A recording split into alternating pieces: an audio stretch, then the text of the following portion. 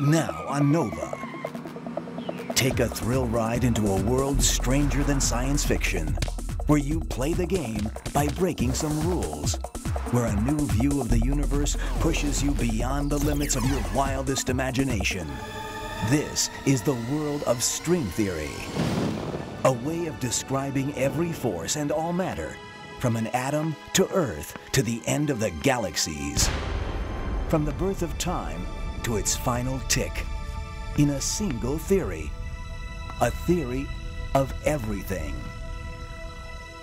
Our guide to this brave new world is Brian Greene, the best-selling author and physicist. And no matter how many times I come here, I never seem to get used to it. Can he help us solve the greatest puzzle of modern physics? That our understanding of the universe is based on two sets of laws that don't agree. Resolving that contradiction eluded even Einstein, who made it his final quest. After decades, we may finally be on the verge of a breakthrough. The solution is strings. Tiny bits of energy vibrating like the strings on a cello. A cosmic symphony at the heart of all reality. But it comes at a price. Parallel universes and 11 dimensions, most of which you've never seen. We really may live in a universe with more dimensions than meet the eye. People who've said that there are extra dimensions of space have been labeled crackpots or people who are bananas. A mirage of science and mathematics? Or the ultimate theory of everything? If string theory fails to provide a testable prediction, then nobody should believe it. Is that a theory of physics or a philosophy? One thing that is certain is that string theory is already showing us that the universe may be a lot stranger than any of us ever imagined. Coming up tonight. It all started with an apple. The triumph of Newton's equations come from the quest to understand the planets and the stars. And we've come a long way since. Einstein gave the world a new picture for what the force of gravity actually is. Where he left off, string theorists now dare to go. But how close are they to fulfilling Einstein's dream? Watch The Elegant Universe right now.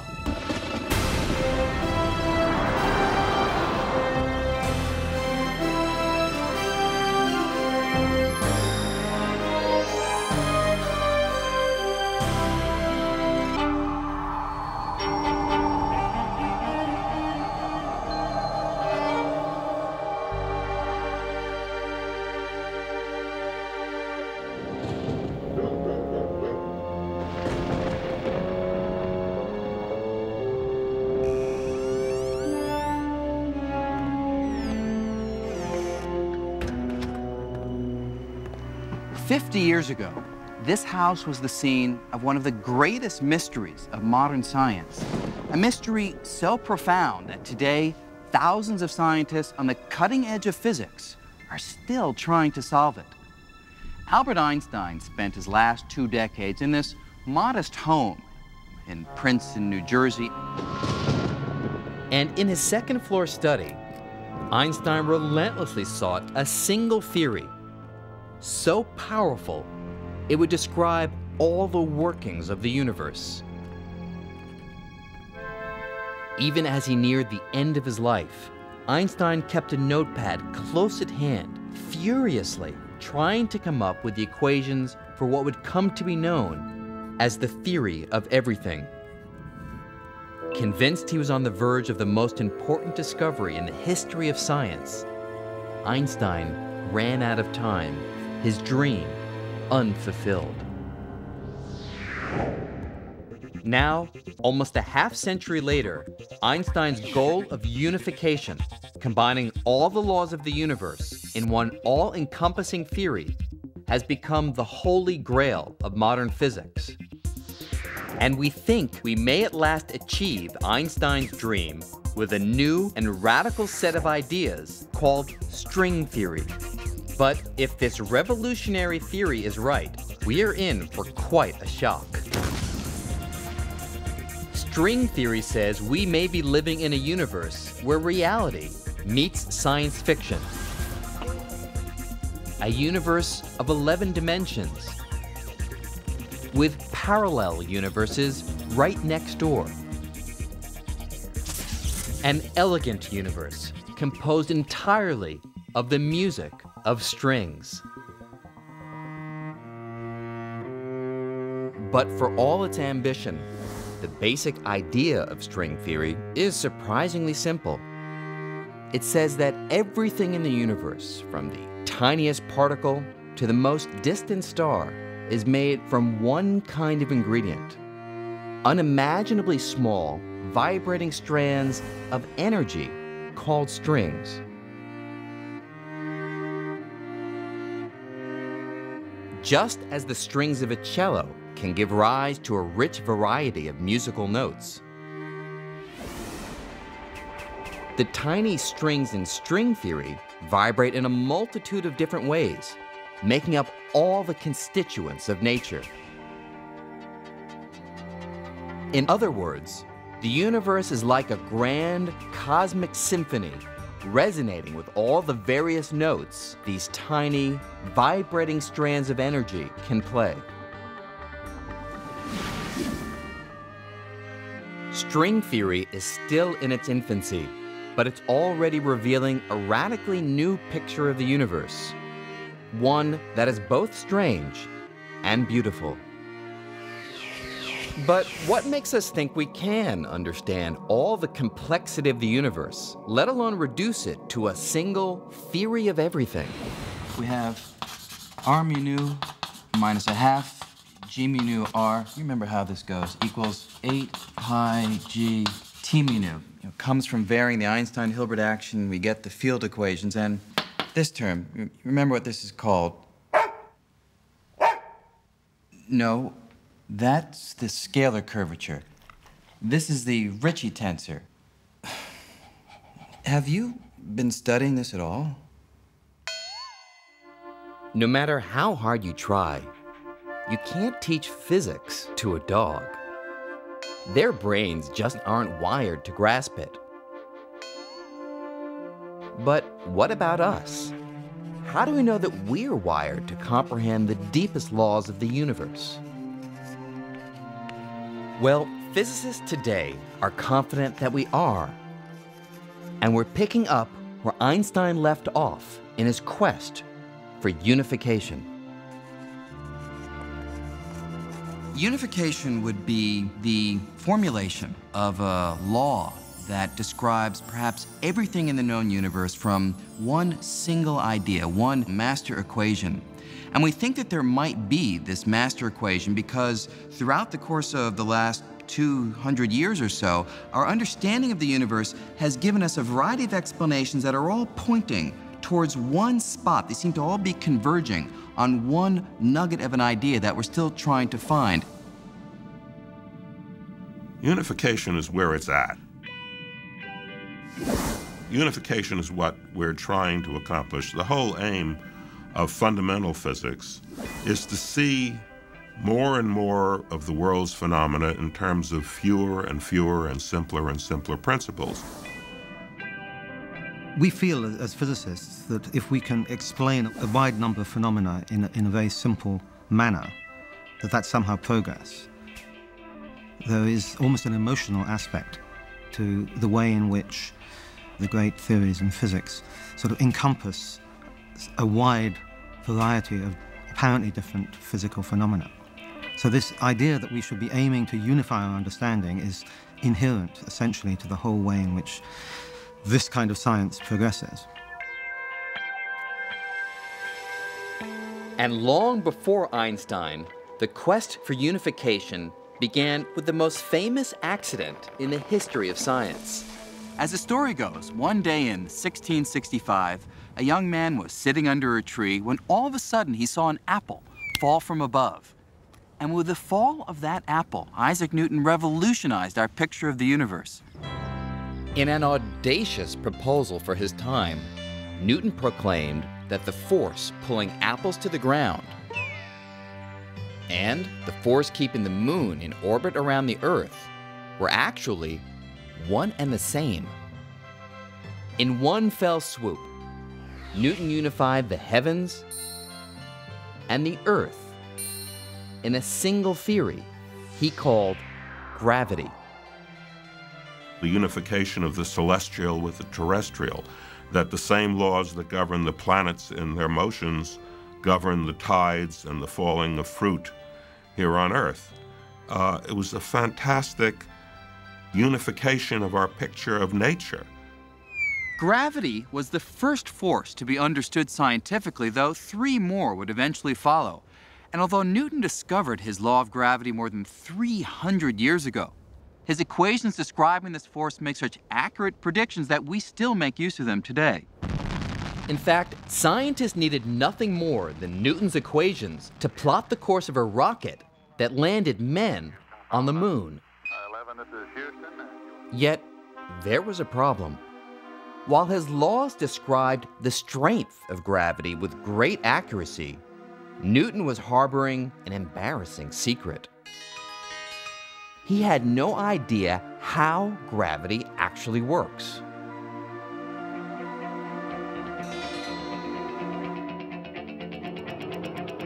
For nearly 250 years, scientists were content to look the other way when confronted with this mystery.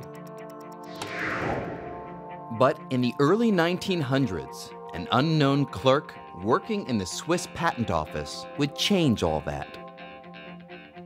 While reviewing patent applications, Albert Einstein was also pondering the behavior of light. And little did Einstein know that his musings on light would lead him to solve Newton's mystery of what gravity is. At the age of 26, Einstein made a startling discovery: that the velocity of light is a kind of cosmic speed limit, a speed that nothing in the universe can exceed. But no sooner had the young Einstein published this idea than he found himself squaring off with the father of gravity. The trouble was, the idea that nothing can go faster than the speed of light flew in the face of Newton's picture of gravity. To understand this conflict, we have to run a few experiments. And to begin with, Let's create a cosmic catastrophe. Imagine that all of a sudden, and without any warning, the sun vaporizes and completely disappears. now let's replay that catastrophe and see what effect it would have on the planets according to Newton. Newton's theory predicts that with the destruction of the sun, the planets would immediately fly out of their orbits, careening off into space.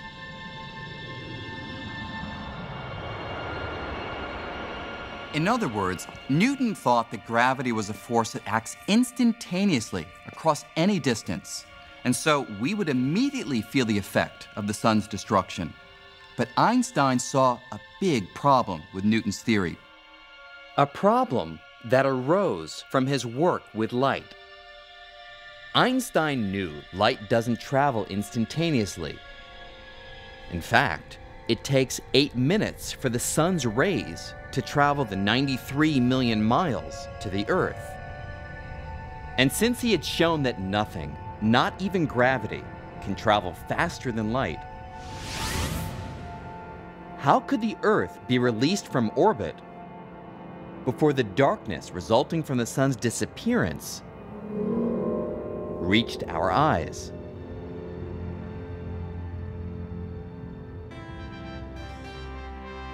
To the young upstart from the Swiss patent office, anything outrunning light was impossible. And that meant the 250-year-old Newtonian picture of gravity was wrong.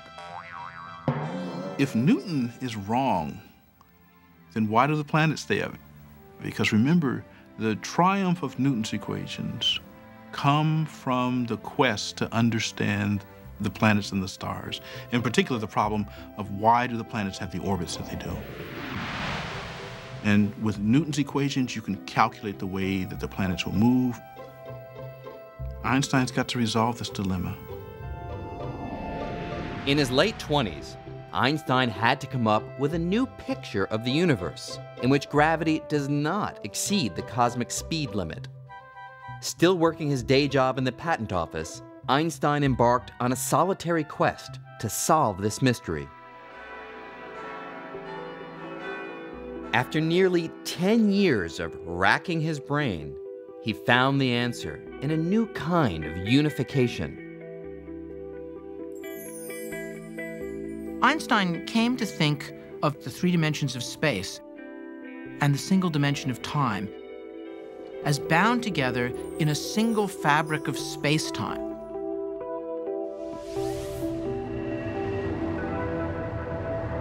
It was his hope that by understanding the geometry of this four-dimensional fabric of space-time, that he could simply talk about things moving along surfaces in this space-time fabric. Like the surface of a trampoline, this unified fabric is warped and stretched by heavy objects like planets and stars.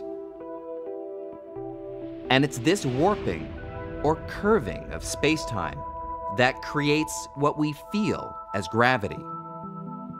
A planet like the Earth is kept in orbit not because the sun reaches out and instantaneously grabs hold of it, as in Newton's theory, but simply because it follows curves in the spatial fabric caused by the sun's presence.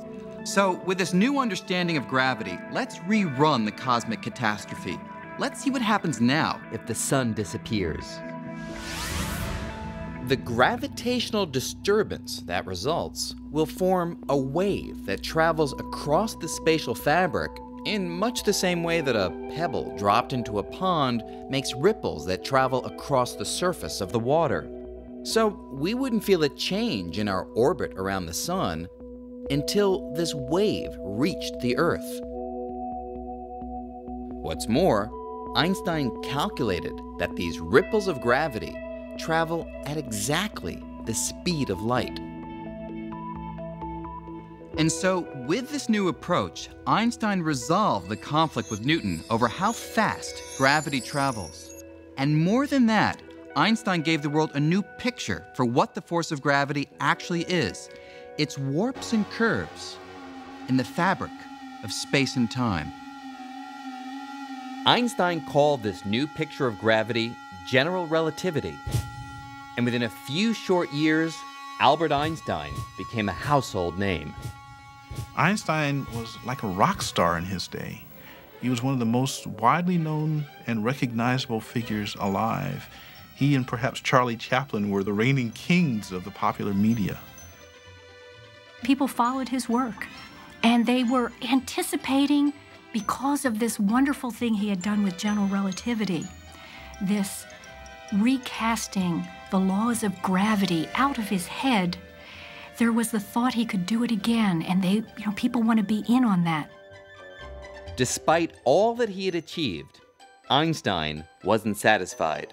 He immediately set his sights on an even grander goal, the unification of his new picture of gravity with the only other force known at the time, electromagnetism. Now, electromagnetism is a force that had itself been unified only a few decades earlier. In the mid-1800s, electricity and magnetism were sparking scientists' interest. These two forces seemed to share a curious relationship that inventors like Samuel Morse were taking advantage of in newfangled devices such as the telegraph. An electrical pulse sent through a telegraph wire to a magnet thousands of miles away produced the familiar dots and dashes of Morse code that allowed messages to be transmitted across the continent in a fraction of a second. Although the telegraph was a sensation, the fundamental science driving it remained something of a mystery. But to a Scottish scientist named James Clerk Maxwell, the relationship between electricity and magnetism was so obvious in nature that it demanded unification. If you've ever been on top of a mountain during a thunderstorm, you'll get the idea of how electricity and magnetism are closely related. When a stream of electrically charged particles flows, like in a bolt of lightning, it creates a magnetic field, and you can see evidence of this on a compass.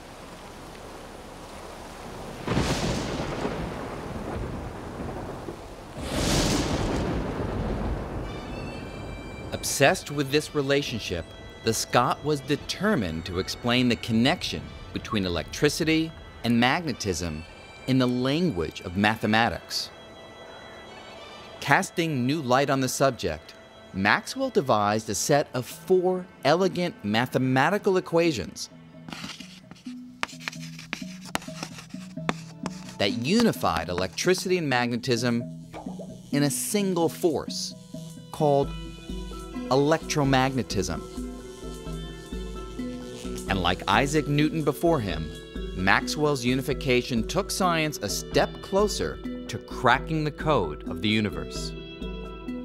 That was really the remarkable thing, that these different phenomena were really connected in this way. And it's another example of diverse phenomena coming from a single underlying building block or a single underlying principle. Imagine that everything that you can think of which has to do with electricity and magnetism can all be written in 4 very simple equations. Isn't that incredible? Isn't that amazing? I call that elegant. Einstein thought that this was one of the triumphant moments of all of physics and admired Maxwell hugely for what he had done. About 50 years after Maxwell unified electricity and magnetism, Einstein was confident that if he could unify his new theory of gravity with Maxwell's electromagnetism, he'd be able to formulate a master equation that could describe everything, the entire universe. Einstein clearly believes that the universe has an overall grand and beautiful pattern to the way that it works. And so to answer the question, why was he looking for the unification? I think the answer is simply that Einstein is one of those physicists who really wants to know the mind of God, which means the entire picture. Today, this is the goal of string theory: to unify our understanding of everything, from the birth of the universe to the majestic swirl of galaxies, in just one set of principles, one master equation. Newton had unified the heavens and the earth in the theory of gravity. Maxwell had unified electricity and magnetism. Einstein reasoned all that remained to build a theory of everything, a single theory that could encompass all the laws of the universe, was to merge his new picture of gravity with electromagnetism. He certainly had motivation. Probably one of them might have been aesthetics or this quest to simplify. Another one might have been just the physical fact that it seems like the speed of gravity is equal to the speed of light. So if they both go at the same speed, then maybe that's an indication of some underlying symmetry. But as Einstein began trying to unite gravity and electromagnetism, he would find that the difference in strength between these two forces would outweigh their similarities. Let me show you what I mean. We tend to think that gravity is a powerful force. After all, it's the force that right now is anchoring me to this ledge. But compared to electromagnetism, it's actually terribly feeble. In fact, there's a simple little test to show this. Imagine that I was to leap from this rather tall building. Actually, let's not just imagine it. Let's do it. You'll see what I mean.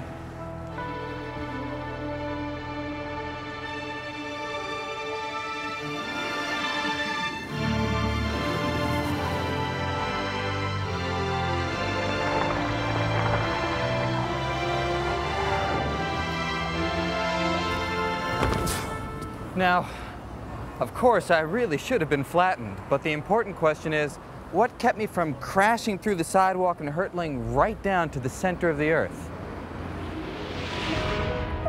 Well, strange as it sounds, the answer is electromagnetism. Everything we can see, from you and me to the sidewalk, is made of tiny bits of matter called atoms.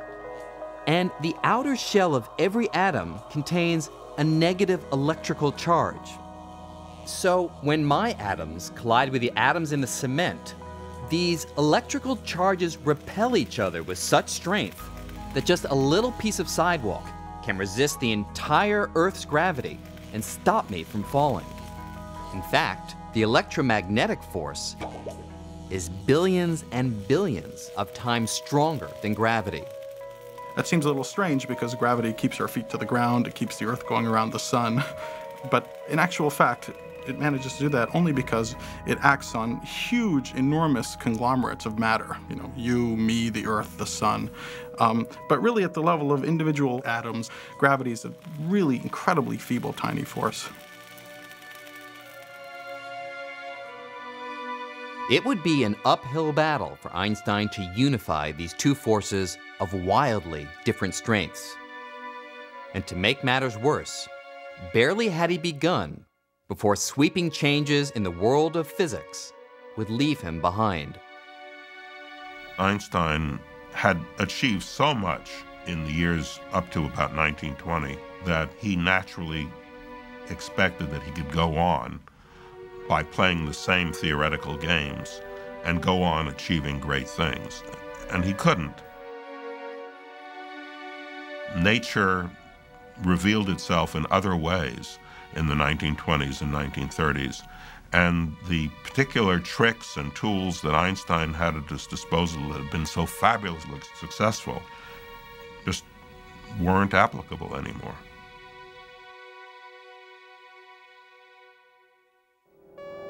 You see, in the 1920s, a group of young scientists stole the spotlight from Einstein when they came up with an outlandish new way of thinking about physics. Their vision of the universe was so strange, it makes science fiction look tame, and it turned Einstein's quest for unification on its head. Unification. Unification. Led by Danish physicist Niels Bohr, these scientists were uncovering an entirely new realm of the universe. Atoms, long thought to be the smallest constituents of nature, were found to consist of even smaller particles, the now familiar nucleus of protons and neutrons, orbited by electrons. And the theories of Einstein and Maxwell were useless at explaining the bizarre way these tiny bits of matter interact with each other inside the atom. There was a tremendous mystery about how to account for all this, how to account for what was happening to the nucleus as the atom began to be pried apart in different ways. And the old theories were totally inadequate to the task of explaining them. Gravity was irrelevant, it was far too weak, and electricity and magnetism was not sufficient. Without a theory to explain this strange new world, these scientists were lost in an unfamiliar atomic territory, looking for any recognizable landmarks.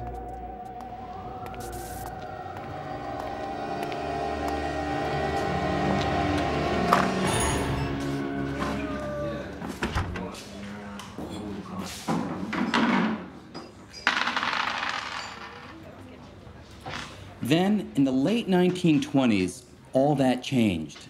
During those years, physicists developed a new theory called quantum mechanics, and it was able to describe the microscopic realm with great success. But here's the thing. Quantum mechanics was so radical a theory that it completely shattered all previous ways of looking at the universe. Einstein's theories demand that the universe is orderly and predictable. But Niels Bohr disagreed. He and his colleagues proclaimed that at the scale of atoms and particles, the world is a game of chance. At the atomic or quantum level, uncertainty rules. The best you can do, according to quantum mechanics, is predict the chance or probability of one outcome or another. And this strange idea opened the door to an unsettling new picture of reality.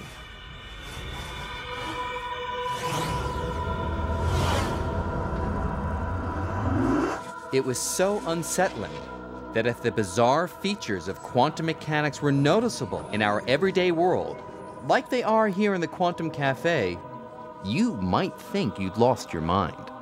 The laws in the quantum world are very different from the laws that we are used to. Our daily experiences are totally different from anything that you would see in the quantum world. The quantum world is crazy. It's probably the best way to put it. It's a crazy world.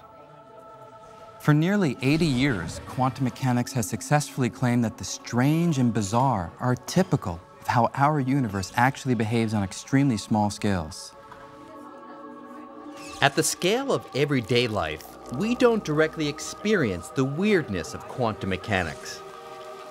But here, in the Quantum Cafe, big, everyday things sometimes behave as if they were microscopically tiny. And no matter how many times I come here, I never seem to get used to it. I'll have an orange juice, please. I'll try. I'll try, she says. You see, they're not used to people placing definite orders here in the Quantum Cafe because here, everything is ruled by chance. While I'd like an orange juice, there's only a particular probability that I'll actually get one.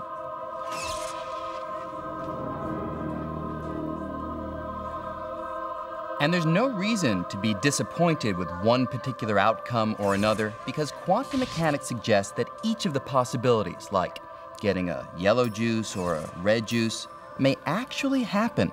They just happen to happen in universes that are parallel to ours, universes that seem as real to their inhabitants as our universe seems to us. If there are 1,000 possibilities and quantum mechanics cannot with certainty say which of the 1,000 it will be, then all 1,000 will happen. Yeah, you can laugh at it and say, well, that has to be wrong. But there are so many other things in physics which at the time that people came up with had to be wrong, but it wasn't.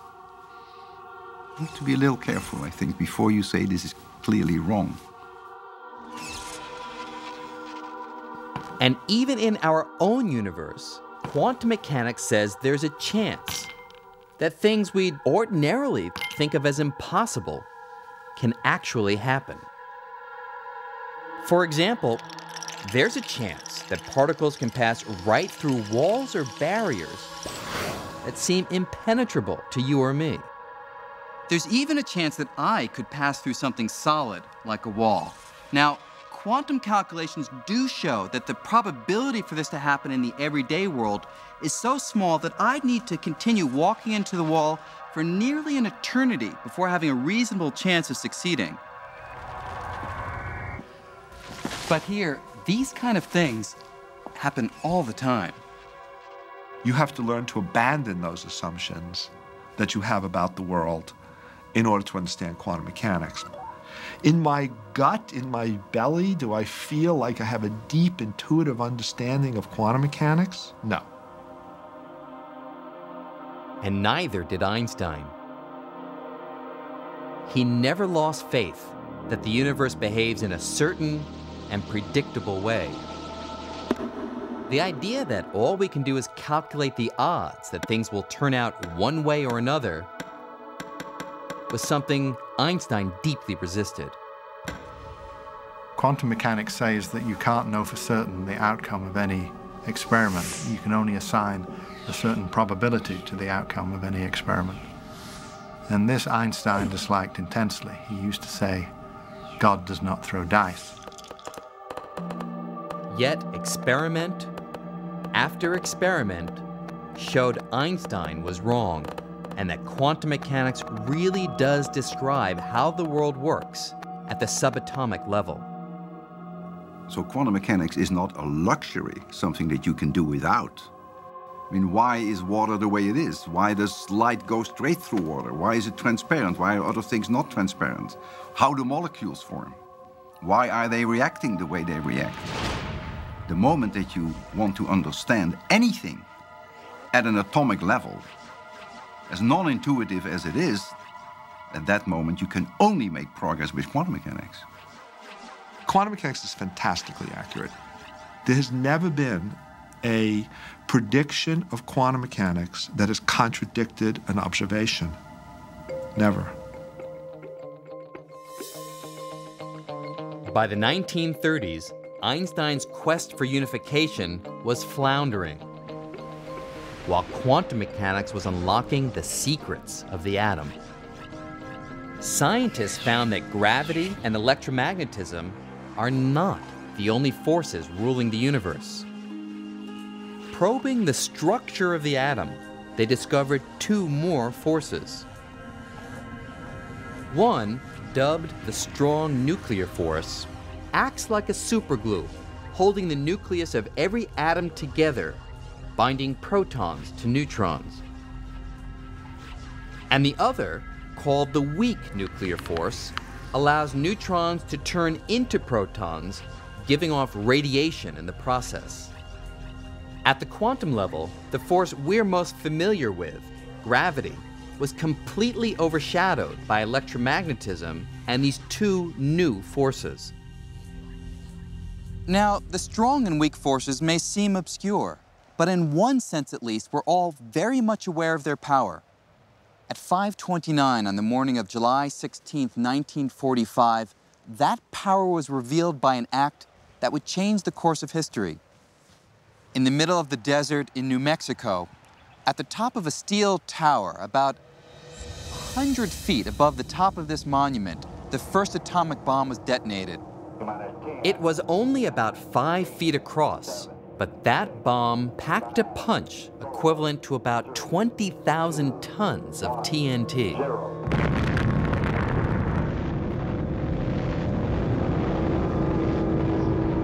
With that powerful explosion, scientists unleashed the strong nuclear force, the force that keeps neutrons and protons tightly glued together inside the nucleus of an atom. By breaking the bonds of that glue and splitting the atom apart,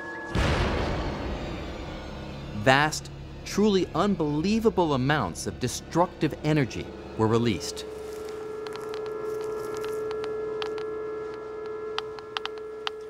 We can still detect remnants of that explosion through the other nuclear force, the weak nuclear force, because it's responsible for radioactivity. And today, more than 50 years later, the radiation levels around here are still about 10 times higher than normal. So, although in comparison to electromagnetism and gravity, the nuclear forces act over very small scales, their impact on everyday life is every bit as profound. But what about gravity? Einstein's general relativity, where does that fit in at the quantum level? Quantum mechanics tells us how all of nature's forces work in the microscopic realm, except for the force of gravity. Absolutely no one could figure out how gravity operates when you get down to the size of atoms and subatomic particles. That is, no one could figure out how to put general relativity and quantum mechanics together into one package. For decades, every attempt to describe the force of gravity in the same language as the other forces, the language of quantum mechanics, has met with disaster. You try to put those two pieces of mathematics together, they do not coexist peacefully. You get answers that the probabilities of the event you're looking at are infinite. Nonsense. It's not profound, it's just nonsense. It's very ironic because it was the first force to actually be understood in some decent quantitative way, but it still remains split off and very different from the other ones. The laws of nature are supposed to apply everywhere. So if Einstein's laws are supposed to apply everywhere, and the laws of quantum mechanics are supposed to apply everywhere. Well, you can't have two separate everywheres.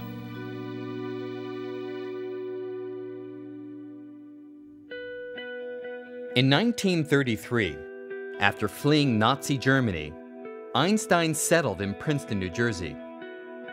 Working in solitude, he stubbornly continued the quest he had begun more than a decade earlier to unite gravity and electromagnetism. Every few years, headlines appeared proclaiming Einstein was on the verge of success, but most of his colleagues believed his quest was misguided and that his best days were already behind him.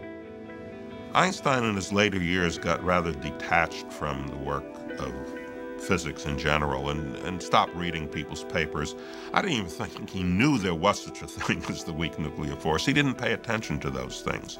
He kept working on the same problem that he had started working on as a younger man. When the community of theoretical physicists begin to probe the atom, Einstein very definitely gets left out of the picture. He, in some sense, chooses not to look at the physics coming from these experiments. That means that the laws of quantum mechanics play no role in his sort of further investigations. He's thought to be this doddering, sympathetic old figure who led an earlier revolution but somehow fell out of it. It is as if a general who is a master of horse cavalry, who has achieved great things as a commander at the beginning of the First World War, would try to bring mounted cavalry into play against the barbed wire trenches and machine guns of the other side. Albert Einstein died on April 18th, 1955. And for many years, it seemed that Einstein's dream of unifying the forces in a single theory died with him. So the quest for unification becomes a backwater of physics. By the time of Einstein's death in the 50s, almost no serious physicists are engaged in this quest for unification.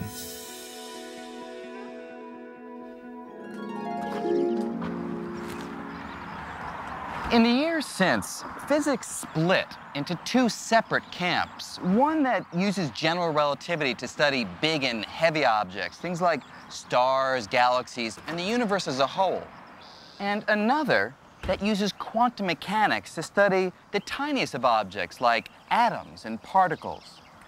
This has kind of been like having two families that just cannot get along and never talk to each other, living under the same roof.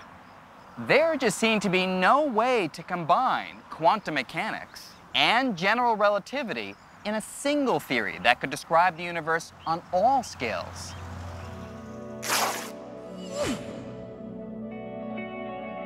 Now, in spite of this, we've made tremendous progress in understanding the universe. But there's a catch. There are strange realms of the cosmos that will never be fully understood until we find a unified theory. And nowhere is this more evident than in the depths of a black hole.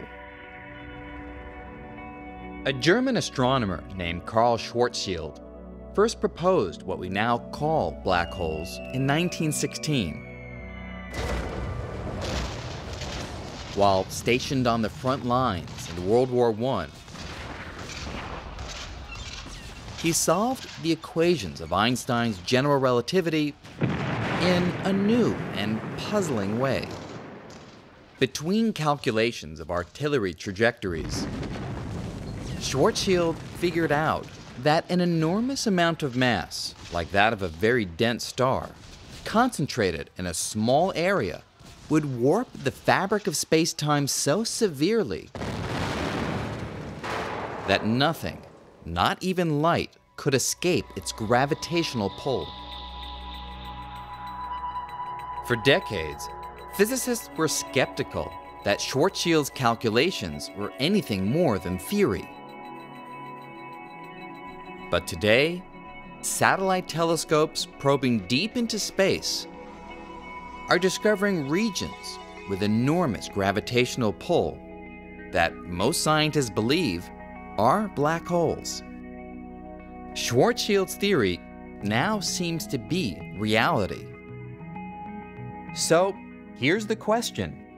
If you're trying to figure out what happens in the depths of a black hole, where an entire star is crushed to a tiny speck, do you use general relativity because the star is incredibly heavy, or quantum mechanics because it's incredibly tiny? Well, that's the problem.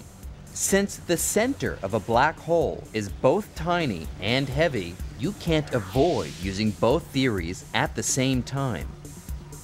And when we try to put the two theories together in the realm of black holes, they conflict, it breaks down. They give nonsensical predictions, and the universe is not nonsensical. It's got to make sense. Quantum mechanics works really well for small things, and general relativity works really well for stars and galaxies. But the atoms, the small things, and the galaxies, they're part of the same universe. So there has to be some description that applies to everything. So we can't have one description for atoms and one for stars. Now, with string theory, we think we may have found a way to unite our theory of the large and our theory of the small and make sense of the universe at all scales and all places. Instead of a multitude of tiny particles, string theory proclaims that everything in the universe, all forces and all matter, is made of one single ingredient, tiny, vibrating strands of energy known as strings. A string can wiggle in many different ways, whereas of course a point can't. And the different ways in which the string wiggles represent the different kinds of elementary particles. It's like a violin string, and it can vibrate, just like violin strings can vibrate. Each note, if you like, describes a different particle. So it has incredible unification power. It unifies our understanding of all these different kinds of particles. So unity of the different forces and particles is achieved because they all come from different kinds of vibrations of the same basic string.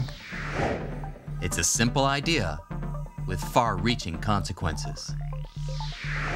What string theory does is it holds out the promise that, look, we can really understand questions that you might not even have thought were scientific questions. Questions about how the universe began, why the universe is the way it is at the most fundamental level. The idea that a scientific theory that we already have in our hands could answer the most basic questions is extremely seductive. But this seductive new theory is also controversial. Strings, if they exist, are so small, there's little hope of ever seeing one. String theory and string theorists do have a real problem. How do you actually test string theory? If you can't test it in the way that we test normal theories, it's not science, it's philosophy. And that's a real problem. If string theory fails to provide a testable prediction, then nobody should believe it. On the other hand, there's a kind of elegance to these things, and given the history of how theoretical physics has evolved thus far, it is totally conceivable that some, if not all, of these ideas will turn out to be correct. I think 100 years from now, this particular period when most of the brightest young theoretical physicists worked on string theory will be remembered as a heroic age when theorists tried and succeeded to develop a unified theory of all the phenomena of nature. On the other hand, it may be remembered as a tragic failure. My guess is that it'll be something like the former rather than the latter. But ask me 100 years from now, then I can tell you.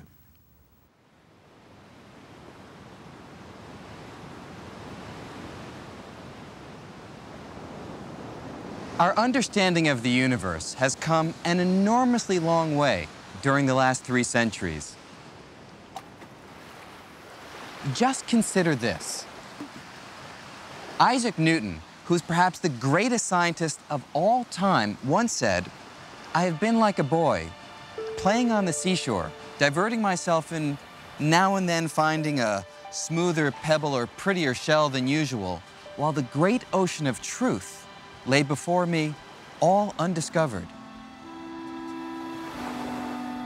And yet, 250 years later, Albert Einstein, who was Newton's true successor, was able to seriously suggest that this vast ocean, all the laws of nature, might be reduced to a few fundamental ideas expressed by a handful of mathematical symbols. And today, a half-century after Einstein's death, we may at last be on the verge of fulfilling his dream of unification with string theory.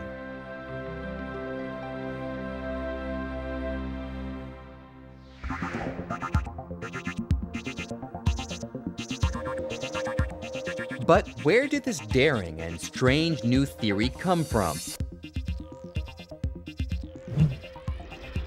How does string theory achieve the ultimate unification of the laws of the large and the laws of the small?